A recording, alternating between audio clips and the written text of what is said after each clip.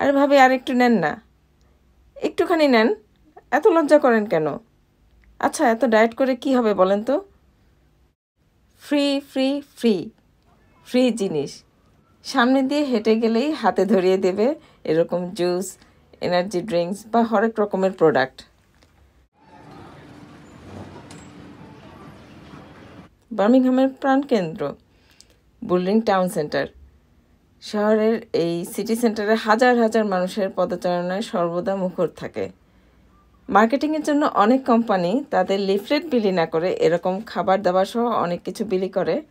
কনজিউমাররাও direct সেটা ব্যবহার করে সিদ্ধান্ত নিতে পারে। এটা তাদের একটা মার্কেটিং স্ট্র্যাটেজি।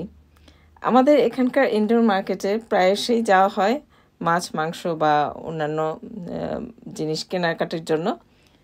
তো গতকাল যাওয়ার সময় এই দেখে বন্ধু আমিনার একটা মজার লেখা ঠিক এর আগের দিনই পড়েছিলাম, সেটা মনে হয়ে গেল যে এই যে ছেলেমেয়েগুলা এসব ফ্রি বিলি করছে তারা নাকি দেশি দাওয়াতের ভাবিদের মতো। আরে ভাবি আর একটু নেন না, একটুখানি নেন, এত লজ্জা করেন কেন? আচ্ছা, এত ডায়েট করে কি হবে বলেন তো?